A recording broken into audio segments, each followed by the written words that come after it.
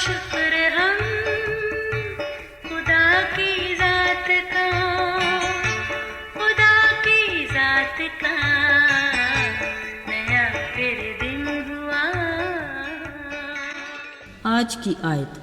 اور خداوند نے موسیٰ سے کہا کہ یہ تیرے ہاتھ میں کیا ہے؟ اس نے کہا لاٹھی۔ خروج 4 باب 2 آیت۔ عزیزو، انسان کی فطرت میں یہ شامل ہے کہ وہ کوئی چھوٹا کام کرنے کی بجائے پہلے کوئی بڑا کام سر انجام دینے کی فکر میں رہتا ہے۔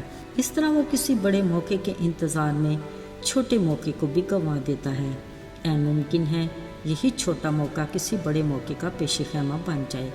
شاید زیادہ تر لوگ اس کو نہیں سمجھتے، مگر کچھ باشعور لوگ اس فلسفے کو بخوبی سمجھتے ہیں۔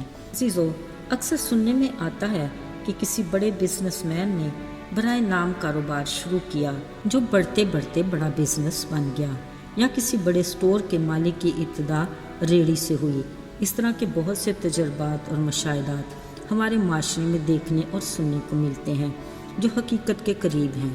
بلا شبہ قدرت کے کاموں کو کون جان سکا یا قادر مطلق کی حکمت کو کون سمجھ سکا، مگر اس میں شک کی گنجائش نہیں۔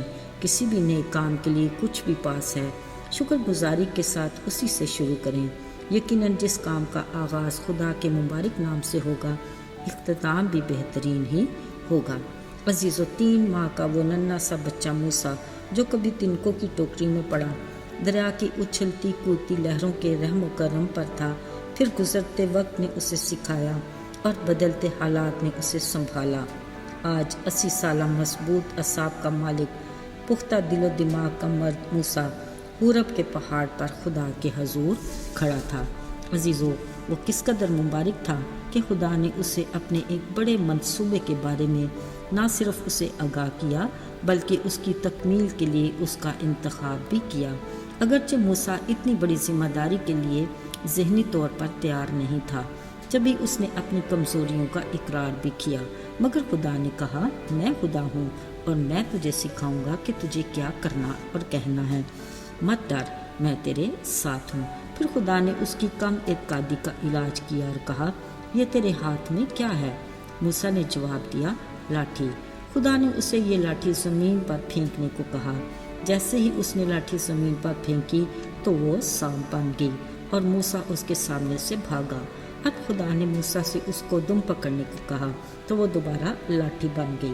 اگرچہ خدا نے موسیٰ کو اپنی قدرت کا اور بھی کرشمہ دکھایا، پر اب بھی موسیٰ پورے یقین کے ساتھ اس بڑی ذمہ داری کے لیے تیار دکھائی نہ دیا، تو خدا نے اس کے بھائی کو اس کا مددگار بنا دیا اور کہا، جا اور فرعون بادشاہ سے کہہ کہ وہ اس کے لوگوں کو عید منانے کی اجازت دے دے۔ مگر فرعون نے کہا، کون خدا؟ میں نہیں جانتا کہ میں ان لوگوں کو اس کی وجہ سے بھیج دوں۔ ہاں عزیزو، اس نے سچ کہا، کیونکہ وہ تو آج تک نہ خدا کی قدرت کے کام کو دیکھ سکا اور نہ اس کی عظمت کو سمجھ سکا۔ یقیناً یہ خدا کا ٹھہرایا ہوا وقت تھا۔ پھر جیسے ہی ہارون نے اپنی لاٹھی بادشاہ کے سامنے پھینکی، وہ سانپ بن گئی، مگر شاید بادشاہ کے لیے یہ معجزہ کچھ انوکھا اور نیا نہیں تھا، کیونکہ بادشاہ کے حکم سے اس کے ملک کے جادوگروں نے بھی اپنی اپنی لاٹھی سے سانپ بنایا۔ پر اب خدا کی قدرت بادشاہ کے لیے قابل دید تھی، جب ہارون کی لاٹھی نے باقی سارے سانپوں کو کھا لیا۔ خیر، یہ تو فرعون کے لیے خدا کی قدرت اور قوت کا آغاز تھا۔ خدا کے کلام مقدس کے مطابق اس نے اور بہت سے معجزات اور کرشمے دیکھے، تب کہیں بنی اسرائیل کو خدا کی عبادت کے لیے جانے کی اجازت دی۔ عزیزو، موسیٰ کی اس لاٹھی نے چٹان سے پانی کے گویا چشمے بہائے اور بنی اسرائیل کی پیاس بجھائی۔ پھر اسرائیل اور عمالیکیوں کی جنگ کے دوران موسیٰ کے ہاتھ میں لاٹھی ہی تھی۔ جب تک اس کے ہاتھ بلند رہتے، اسرائیلی اپنے دشمنوں پر غالب آتے۔ بالآخر کچھ مددگاروں کی مدد سے لاٹھی سمیت اپنے بلند کیے بازوں کی بدولت اسرائیل کو بڑی فتح نصیب ہوئی۔ عزیزو، خداوند اپنے کام کے لیے انسان کو یہی تلقین کرتا ہے کہ جو تمہارے ہاتھ میں ہے اسی سے آغاز کرو، آگے کو میں خود تمہارا مددگار ہوں گا۔ موسیٰ کی طرح آج خدا ہم سے بھی یہی کہتا ہے کہ تمہارے ہاتھ میں ہے کیا؟ ہماری طرف سے خدا کے لیے کیا جواب ہونا چاہیے؟ بلا شبہ آج ہمارے ہاتھ میں خداوند کا زندہ کلام بائبل مقدس ہے۔ جو ایک مکمل ضابطہ حیات، کامیاب بھرپور زندگی گزارنے کے سنہری اصولوں پر مبنی الہی ہدایت نامہ، جس سے ہر روز اور ہر قسم کے حالات میں ہم استفادہ کر سکتے ہیں، اور اسی سے خدا چاہتا ہے کہ ہم اس کی خدمت کا آغاز کریں اور اس کے حکم کے مطابق تمام دنیا میں اس کے نام کا پرچار کریں۔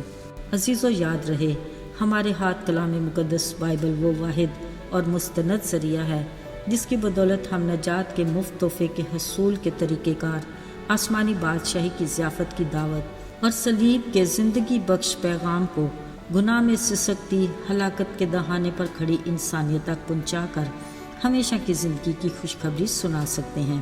بطور مسیحی یہ ہماری ذمہ داری ہے جس کا حساب ہم سے لیا جائے گا۔ ذرا سوچئے، کیا ہم اس لائق ہیں کہ یسوع مسیح ہمیں یہ کہے کہ آئے دیانتدار نوکر، شاباش، میرے باپ کی خوشی میں شامل ہو۔ آئیے آج سے ہی اپنے آس پاس سے اس نیک کام کا آغاز کرتے ہیں۔ یقیناً خدا ہماری خدمت کے لیے بڑے مواقع بھی فراہم کرے گا۔ آئیے دعا کریں۔ آئے ہمارے آسمانی باپ، تو جو آسمانوں اور زمینوں کا خالق اور مالک ہے، زمانوں اور وقتوں پر اختیار رکھتا ہے، ہم نہایت عاجزی سے تیرے حضور میں آتے ہیں۔ ہم اپنی ذات میں خاک اور راکھ ہیں اور تیرے رحم اور فضل کے خواستگار ہیں۔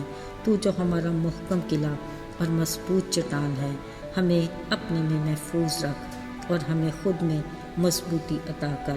ہمیں ہر پل تیری ضرورت ہے۔ یسوع کے مبارک اور بابرکت نام میں آمین۔